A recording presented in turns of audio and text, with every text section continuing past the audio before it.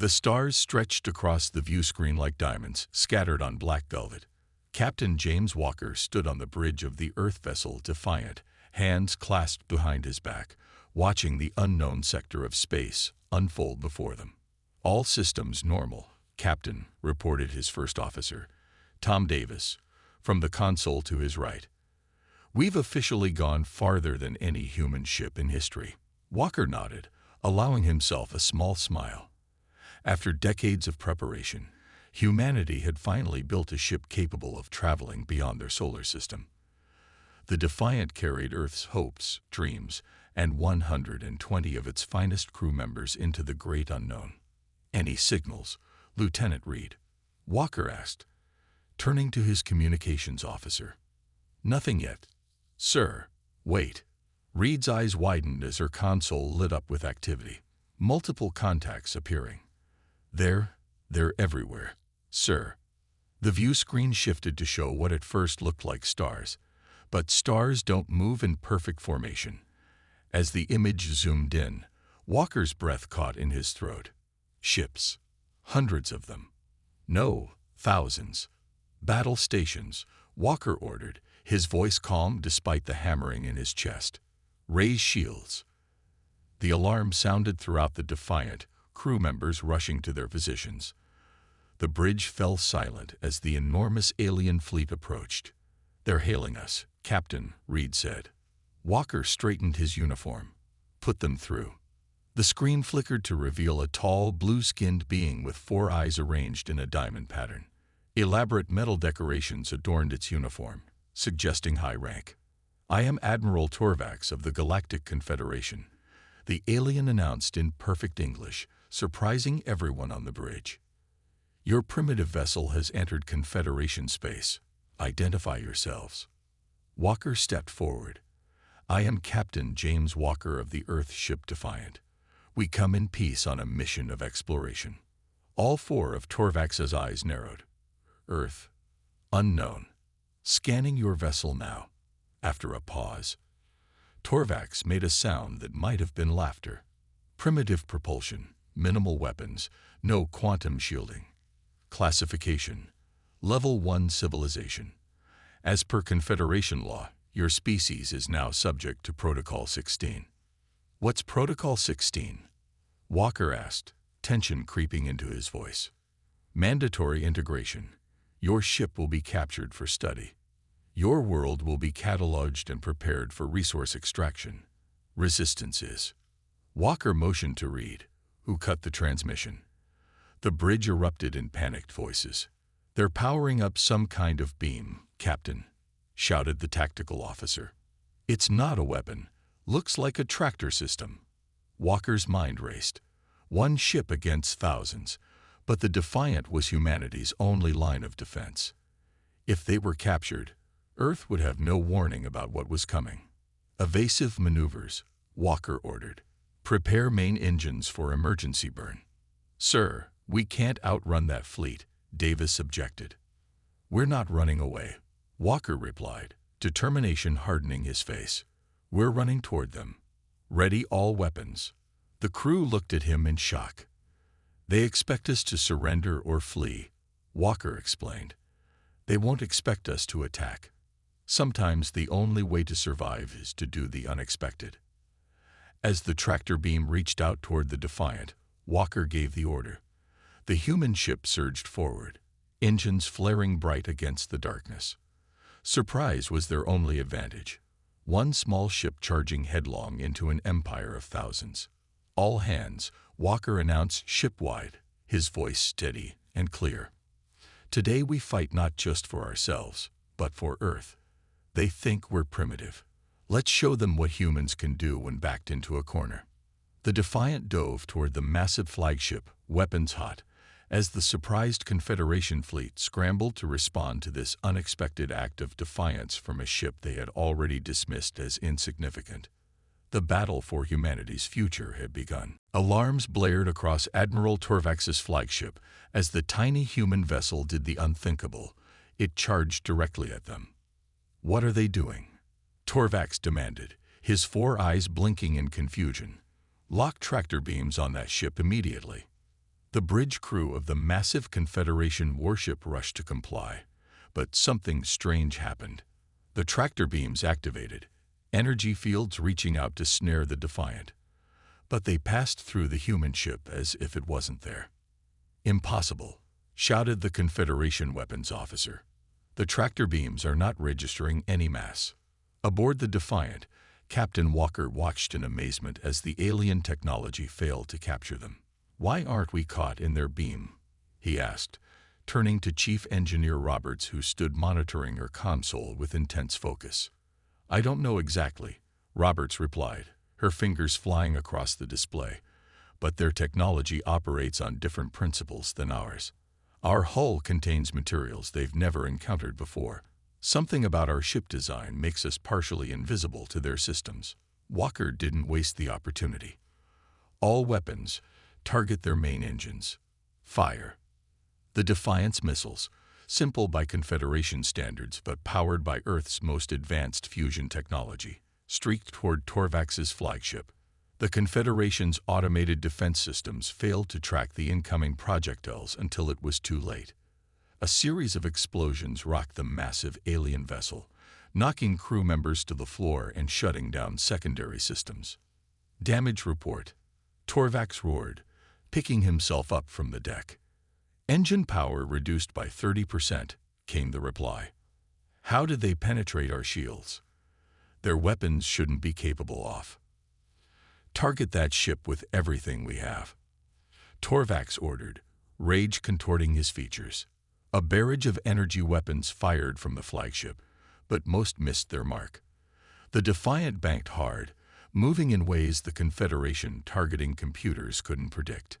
On the Defiant's bridge, Walker gripped his chair as the ship shuddered from a glancing hit.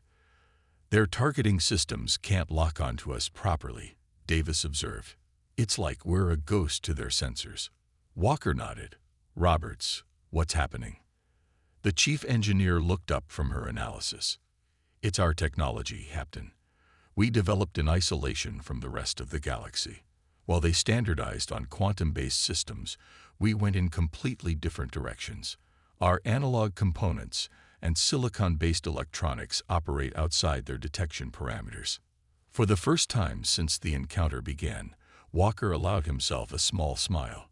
"You're saying we're too primitive for them to fight effectively?" "Exactly, sir. They've become so dependent on their advanced technology that they've forgotten the basics. Their sensors are looking for signals we don't emit, and our systems don't respond to their control frequencies." Walker leaned forward in his chair. "Can we use this advantage?" Roberts nodded excitedly. "If I can analyze more of their tech, I might be able to develop countermeasures or even weapons that exploit these weaknesses." Another blast rocked the ship, this one hitting closer to home. "They're adapting," Davis warned. "Slowly, but they're adjusting their targeting." Walker made a quick decision. "Tactical, target their sensor arrays. Engineering, collect all the data you can on their systems. We're going to hit them hard, then disappear." The Defiant spun and accelerated, launching its remaining missiles at the flagship's sensor domes. The explosions created a brilliant flash that temporarily blinded the Confederation's visual tracking systems. In that moment of confusion, Walker ordered maximum thrust away from the flagship. The Defiant shot past the larger vessels of the Confederation fleet, which turned ponderously to pursue. Admiral Torvax stared at the retreating human ship with newfound respect and fury. "All ships, priority alert," he commanded. "This primitive vessel has weapons that can harm us and defenses we cannot penetrate. It must be captured or destroyed at all costs." As the massive fleet reorganized to give chase, Torvax gazed at the damage reports with disbelief. One small ship from an unknown world had damaged his flagship and escaped. The hunt had begun, and for the first time in his long career, Admiral Torvax felt something unfamiliar: doubt. The swirling gases of the Corylus Nebula cast everything in a ghostly blue light.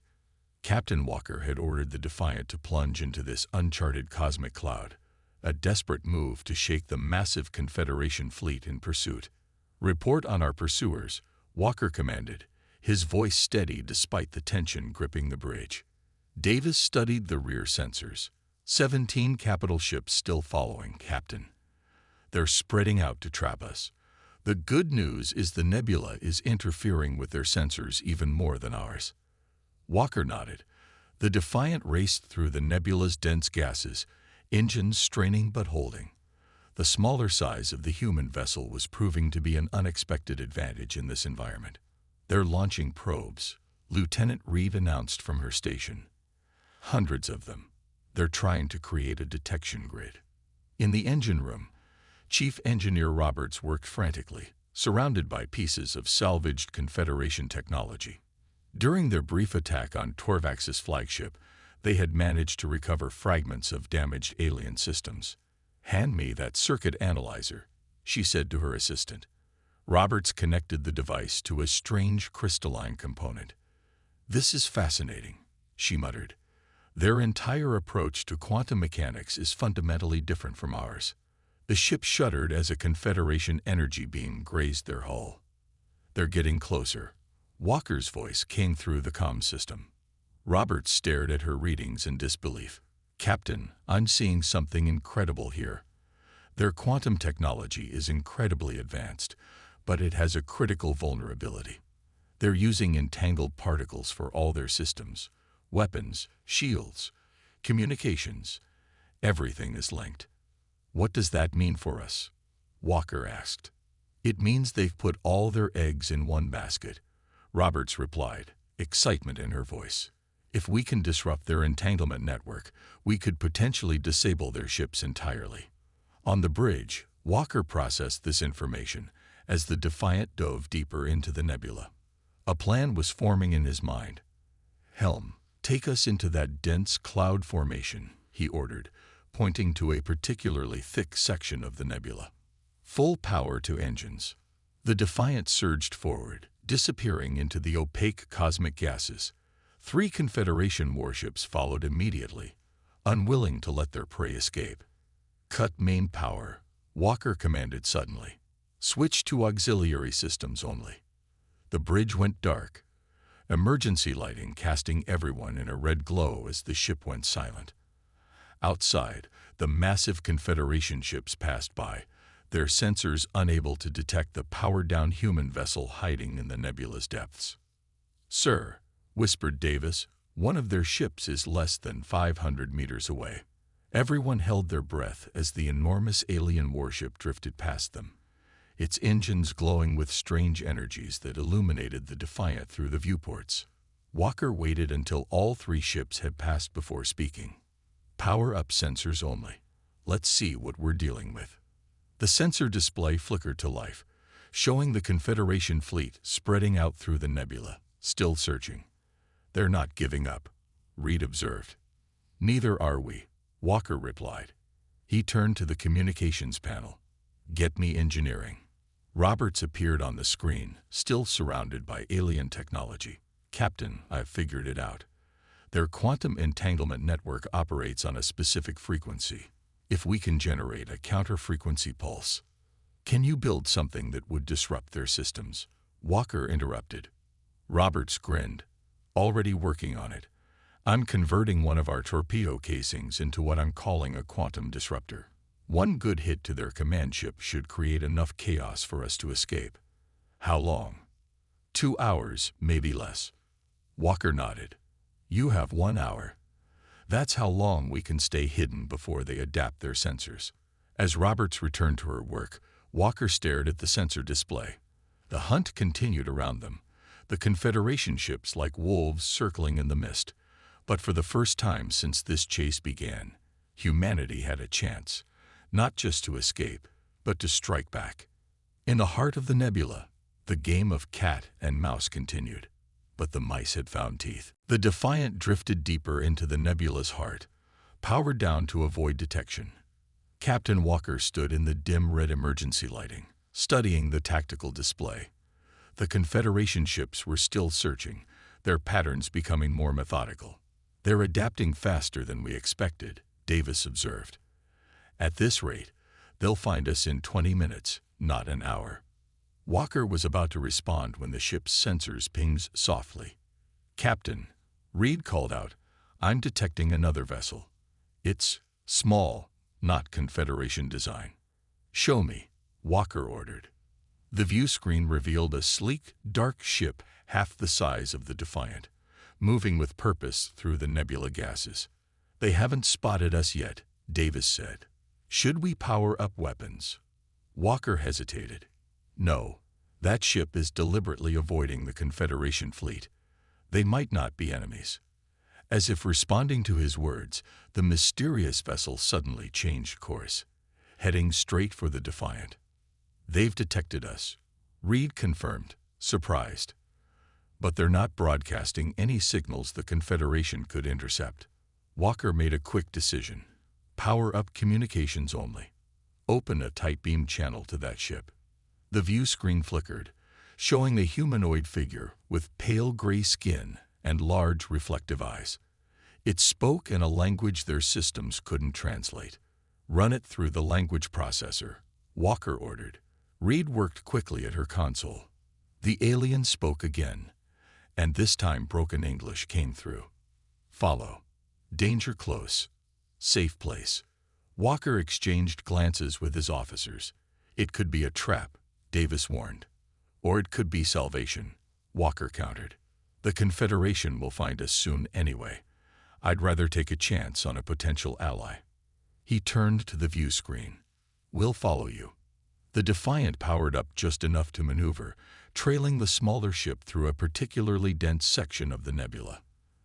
They passed through swirling gases that seemed to fold around them, until suddenly they emerged into a clear pocket, a bubble of calm within the cosmic storm.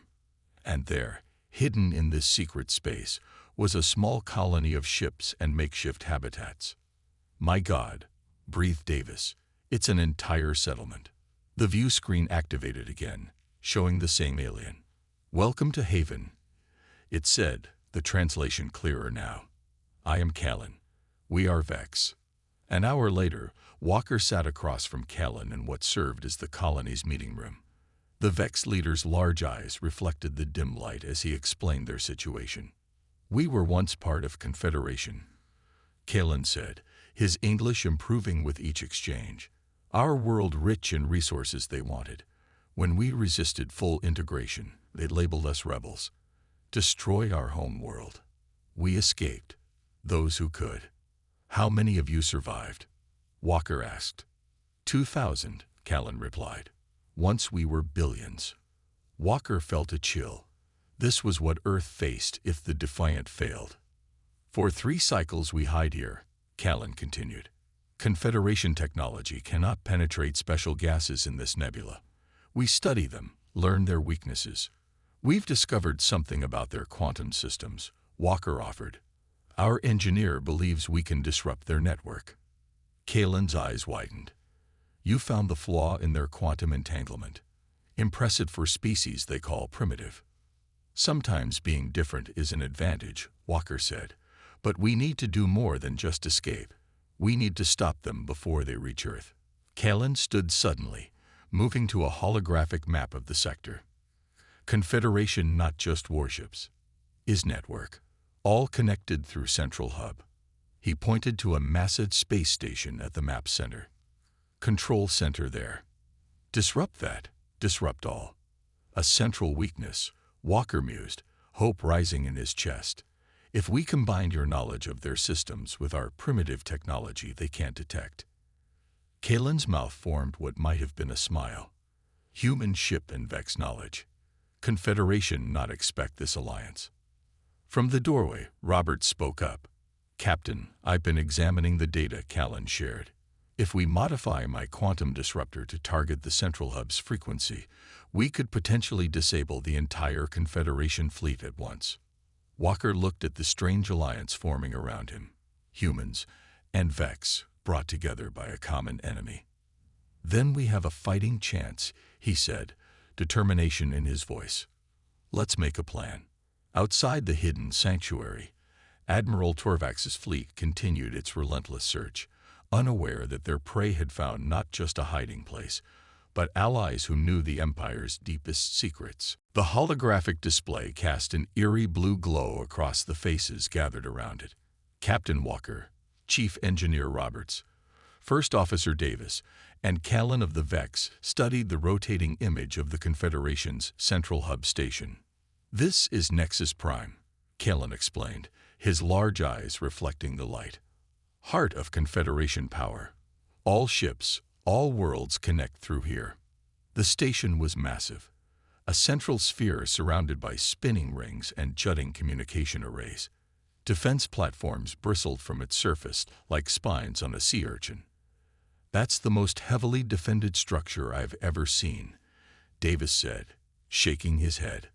"There must be 50 capital ships protecting it." Walker leaned forward, examining the station's layout. "And we need to get inside it." Roberts nodded, pointing to the center of the structure. "According to Callan's information, the quantum entanglement core is here. If we can upload my disruptor virus directly into their main system, it would spread to every connected Confederation ship and installation within minutes." "No remote attack possible," Callan added. "Core isolated from external signals. Must be physical connection." A heavy silence fell over the group as the implications became clear. "So we need to somehow sneak past the most powerful fleet in the galaxy, dock with the most secure station, fight our way to its center, and manually upload a virus," Walker summarized, "before Admiral Torvax finds us or figures out what we're doing." "Impossible," Davis muttered. "Not impossible," Callan corrected. "Difficult. Vex workers once served on station. I know hidden ways, service tunnels." Walker stood straight, determination in his eyes. "And they still don't know how to track our ship properly. We have advantages they don't expect." Roberts tapped on a datapad, bringing up her recent work. "I've analyzed their quantum network further. The virus works by creating a cascading failure in their entanglement matrix. Once uploaded, it would trigger a system-wide reset." "Reset? Not destruction?" Walker asked. "It would temporarily disable their ships and weapons," Roberts explained, "not destroy them. But it would give every world in the Confederation a chance to break free." According to Callan, many species are kept in line through automated defense systems. With those offline, revolution becomes possible, Callan finished, a fierce light in his eyes. Walker paced around the hologram, studying it from all angles. "We'll need a distraction. Something to draw away some of those defense ships." "My people can help," Callan offered. "Remaining Vex ships are few, but can attack far edge of system. Draw attention." "That's suicide," Davis protested. "Is chance for revenge," Callan replied simply. "Chance to free others from fate of Vex." Walker placed a hand on the alien's shoulder. "We'll make sure your people's sacrifice means something." He turned back to the hologram, his mind working through the possibilities. "We'll need to disguise the Defiant. Make it look like a Confederation supply ship." Roberts smiled. "Actually, I might have something better. The Vex have provided us with identification codes from a Confederation scout vessel. With some modifications to our communication array, we could fool their outer perimeter sensors." "And once we're inside?" Davis asked. "We split into teams," Walker decided. "Roberts leads the team to the core with Callan. Davis and I create a diversion to draw security away. We'll only get one shot at this." The captain looked around at the determined faces before him, human and Vex united by a common enemy. In just days, they had formed an alliance that could change the galaxy. "Admiral Torvax thinks we're still hiding in the nebula," Walker said. "The last thing he'll expect is for us to take the fight directly to the heart of the Confederation." Callan's expression turned grim. "When Torvax realizes your plan, he will come with all remaining ships, his pride wounded by small human vessel. He not stop until you destroyed." Walker nodded, fully understanding the risk. "Then we'd better move fast. Roberts, how soon can the virus be ready?" 6 hours, Captain." "You have 4, Walker replied. "We leave as soon as it's done." As the meeting broke up, Walker remained staring at the holographic station. So much power concentrated in one place. So many worlds controlled through fear and technology. One ship against an empire. Impossible odds. But sometimes, impossible was just what humans did best. The Defiant slipped through space, its exterior panels now modified to match Confederation design patterns. False identification signals broadcast from its communication array, declaring it the supply vessel Tarka 9 on scheduled delivery. Approaching outer defense perimeter, Davis announced, his fingers tight on the controls. Walker stood at the center of the bridge, outwardly calm despite his racing heart. Everything depended on the next few minutes. Confederation patrol vessel hailing us, Reed reported. Standard identification check. Send the codes Callan provided, Walker ordered. Everyone remember, we're a routine supply ship with engine troubles. The bridge fell silent as they waited. On the view screen, the massive form of Nexus Prime grew larger, a metal behemoth against the backdrop of stars, surrounded by defense platforms and patrol ships. They're responding, Reed finally said. We're cleared to proceed to Docking Bay 47 for inspection and repair. A collective breath of relief swept the bridge. They bought it, Davis whispered. I can't believe that worked. Don't celebrate yet, Walker cautioned. Getting inside was always the easy part. As the Defiant approached the enormous station, Walker activated the ship-wide communication system. All teams, final positions, remember your objectives and timing. In the cargo bay, Roberts checked her equipment one last time. The quantum disruptor virus was stored in a simple data device, disguised as a standard Confederation tool. Around her, 5 crew members and 3 Vex prepared their weapons and disguises. Ready? She asked Callan, who stood beside her in stolen Confederation worker clothing. The alien's large eyes blinked slowly. For 3 cycles I dream of this moment, to strike at heart of those who destroyed my world. The Defiant shuddered slightly as it docked with the station. Through the viewport, Roberts could see the cavernous docking bay, dozens of ships, hundreds of workers, and automated loading machines moving in perfect coordination. Docking complete, Davis's voice announced over the comm. Inspection team approaching main airlock. Walker moved quickly to join Roberts in the cargo bay. The moment they board, we execute. Team 1 creates the distraction. Team 2 heads for the core. Everyone nodded, faces grim with determination. The airlock hissed as it prepared to open. Walker drew his weapon and pressed himself against the wall beside the door. Roberts and her team took cover behind cargo containers. The door slid open, and 3 Confederation inspectors stepped aboard. Before they could react, Walker and Davis stunned them with modified weapons designed to counter Confederation shielding. Uniforms, Walker ordered. Quickly.